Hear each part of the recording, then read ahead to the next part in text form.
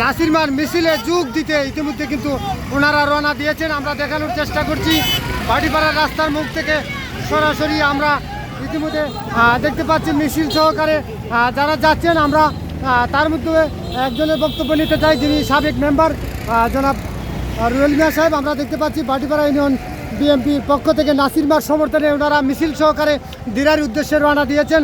আমরা যারা এখানে আছেন আমরা তাদেরকে সবারকে দেখানোর চেষ্টা করছি।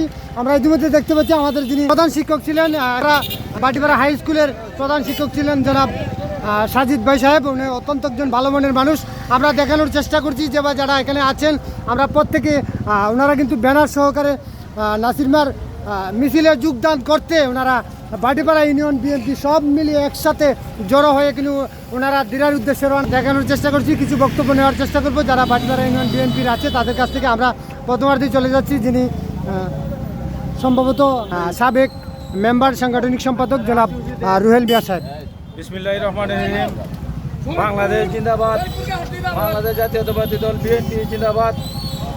সম্মানিত উপস্থিতি, সম্মানিত এলাকাবাসী এবং প্রবাসী যারা আছেন সকলের অবগতির জন্য আমরা জানাচ্ছি, আজকে জননেতা জনাব নাসিরউদ্দিন চৌধুরীর ডাকে বিশাল জনসমাবেশ জনসমুদ্র পরিণত হবে ইনশাল্লাহ। আমরা সকলে বাটিপাড়া ইউনিয়ন বিএনপির পক্ষ থেকে সবাই ঐক্যবদ্ধভাবে আমরা সমাবেত হতে যাচ্ছি। সকলকে আবারও ধন্যবাদ জানিয়ে আমি আমার সংক্ষিপ্ত বক্তব্য এখানে শেষ করছি।